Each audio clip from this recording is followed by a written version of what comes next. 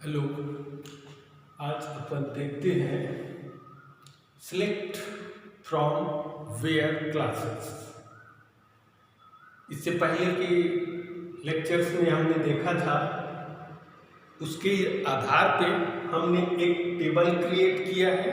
Table का name है employ. इसके 8 कॉलम्स हैं और 8 रोज हैं।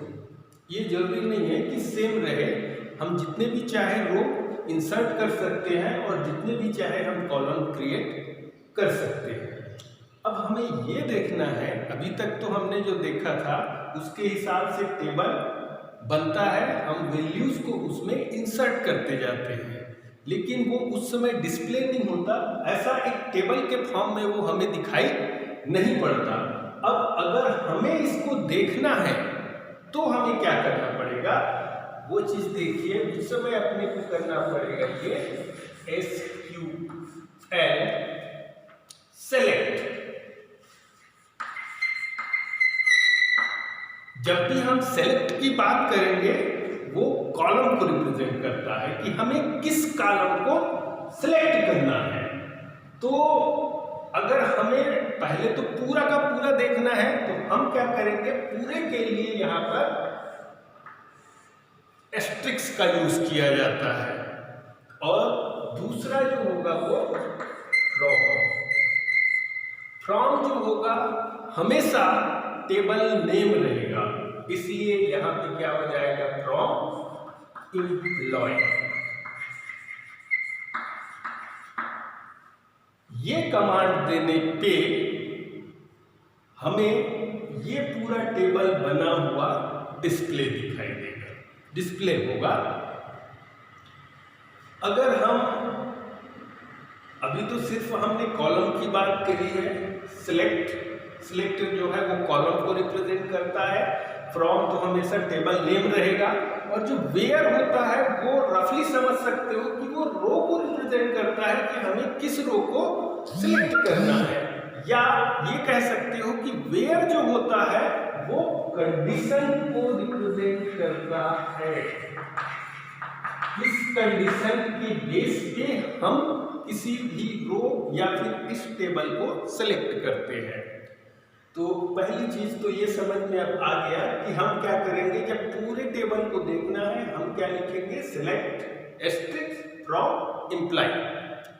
अब अगर हमें किसी पर्टिकुलर कॉलम चाहिए तो हम वहां पर कॉलम का नाम लिख देते हैं। जैसे अगर मैंने लिखा कॉलम का नाम name, select employ name from employ table, तो ये पूरा का पूरा जो टेबल है वो सिलेक्ट हो जाएगा। इसको जैसे ही हम इंटर करते हैं तो फिर वो हमें विजुअलाइज हो जाएगा। अगर हम एक से अधिक कॉलम को लेना चाहते हैं तो उस स्थिति में हमें क्या करना पड़ेगा, ये कॉमा डाल के उन कॉलम को लिखना होगा, SQL सेलेक्ट। जैसे हम चाहते हैं employ name and date of birth. अब यहां पे हम लिख देते हैं उसमें फ्रॉम एम्प्लॉय। तो अब 2 कॉलम सिलेक्ट हो जाएंगे, फर्स्ट ये और सेकंड ये। अगर हम employ name, date of birth, उसके साथ साथ उनकी सैलरी चाहते हैं या उनका एड्रेस चाहते हैं, तो जितने चीज हमें चाहिए हम उनको यहाँ पे क्रमशः कॉमा के द्वारा लिखते चले जाएंगे।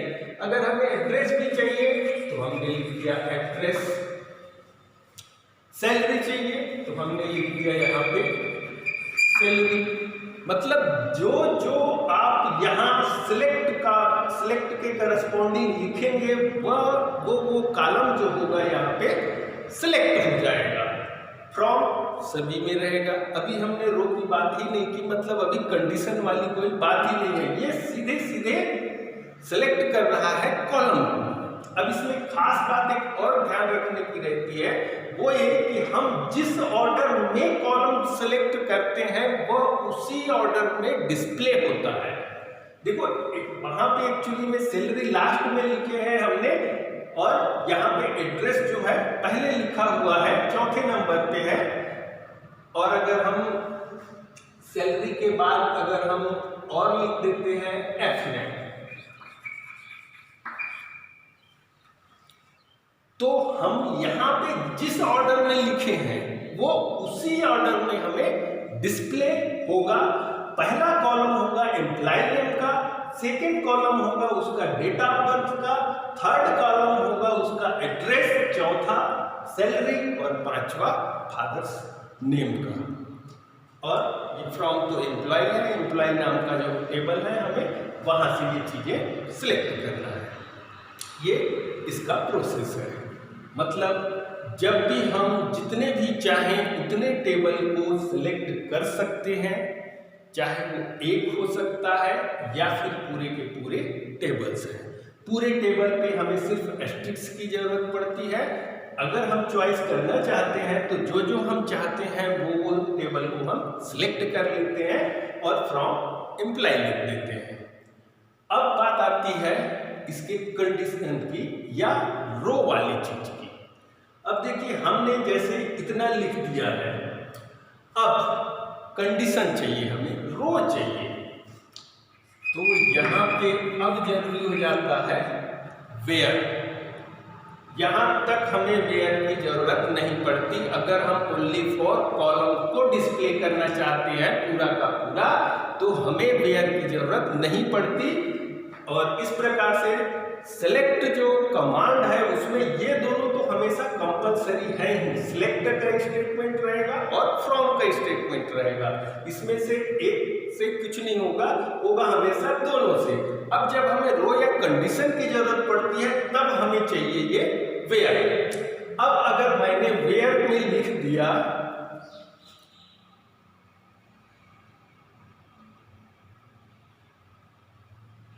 अपन लिख देते हैं employee name is equal Seema. अब देखो ये इसका जो डेटा टाइप जो है वो वेयर केयर है। वेयर केयर होने के कारण हमें इसको सिंगल कोट में रखना होता है। अगर हम किसी नंबर को यहाँ पे रिप्रेजेंट करते या नंबर वेयर कंडीशन लगाते तो ये हमें लिखने की जरूरत नहीं पड़ती, ये कोड लिखने की जरूरत नहीं पड़ती। तो जब हम इस तरीके से कमांड देंगे तो ये वाली लाइन डिस्प्ले हो जाएगी। अब इसमें से भी सिर्फ वही चीजें डिस्प्ले होंगी जो यहाँ पे लिखा है। मतलब पहले एम्प्लॉय नेम होगा, फिर उसके बाद डेट ऑफ बर्थ रहेगा, फिर एड्रेस, फिर सैलरी, फिर फादर्स नेम। अगर हमें ये पूरे के पूरे रो को सिलेक्ट करना है तो हम क्या कर सकते हैं, कॉलम को ऑल कर देंगे। कॉलम को ऑल करने का मतलब क्या हो गया, एस्ट्रिक्स। ये हो गया। अगर हम कोई और दूसरी चीज चाहते हैं, जैसे इसी चीज को हम दूसरे तरीके से भी और लिख सकते हैं, जैसे department number,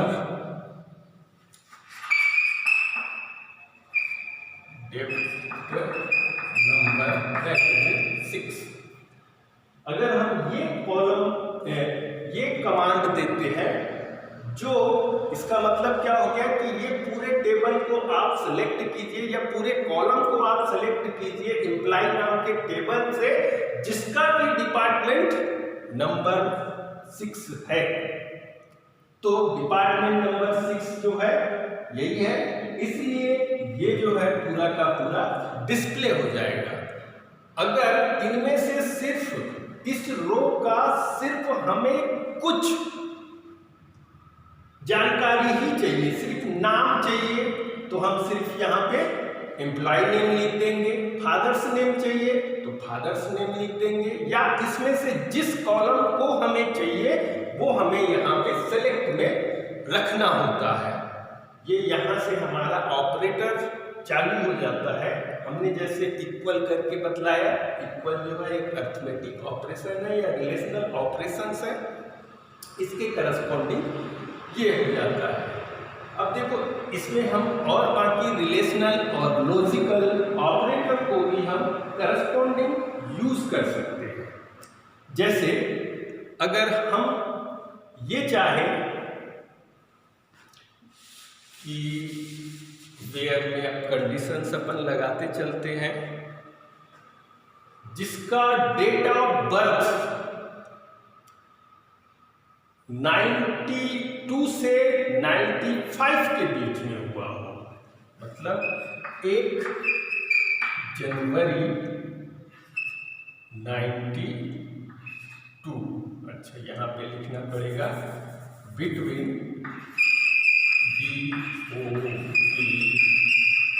between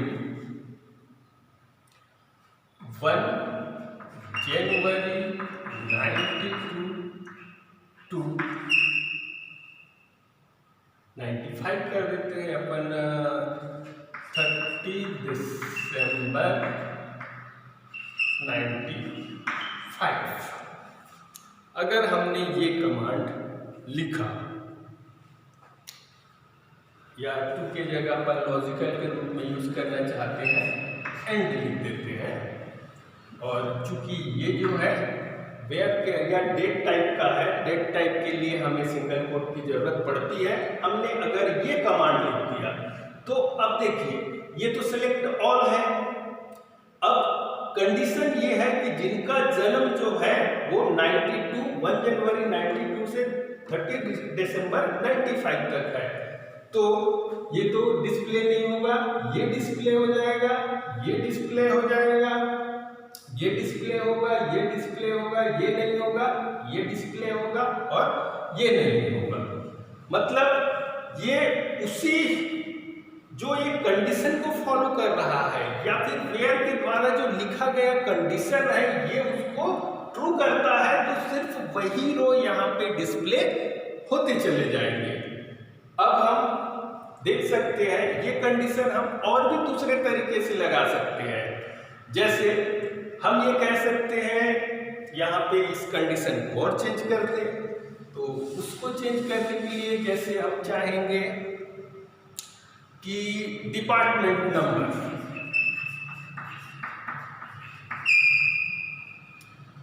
is greater then 5। अगर ये ग्रेटर देन 5 हुआ तो इसका क्या मतलब हो गया कि 5 6 7 8, हाँ ग्रेटर देन है तो 6 7 8, और अगर ये ग्रेटर देन इक्वल हो जाता तो 5 6 7 8। इस तरीके से मतलब ये चारों के चारों रोज जो है वो इस सिलेक्ट ऑल के कारण पूरे के पूरे डिस्प्ले होंगे। अब इसको हम चाहें तो और दूसरे रूप में लिख सकते हैं या दूसरी कंडीशंस निकाल सकते हैं। जैसे हमने क्या लिखा है यहाँ पे कि department number is greater than equal to 5 and number is less than equal to 7। तो अब इस कंडीशन को सेटिस्फाई करने वाले 5 है, 6 है और 7 है। इसी तरीके से हम हर जगह ये कंडीशंस अपने हिसाब से लगाकर उन रो को स्पेशली सेलेक्ट कर सकते हैं। अगर हम सैलरी की बात करें तो सैलरी में भी ऐसी कंडीशंस जो लेस देन इक्वल टू को लगाया जा सकता है। अगर हम सैलरी में सिर्फ यह लिख देते हैं, जैसे हम लिख दिए कि सैलरी इज इक्वल टू 18,000 लिखा, मतलब ये लास्ट वाला वो डिस्प्ले होगा क्योंकि और बाकी का तो 18,000 नहीं है।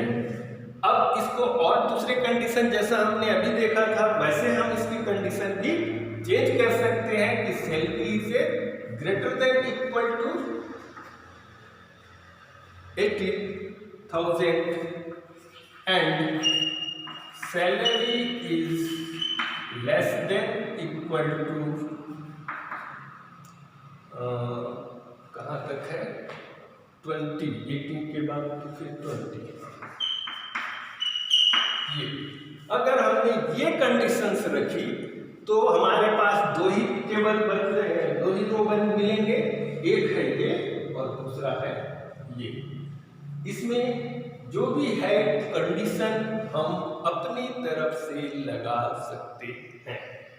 अब जैसे एक चीज और है, हम यहाँ पे जैसे लिख दें address, where address is equal to Jagdalpur.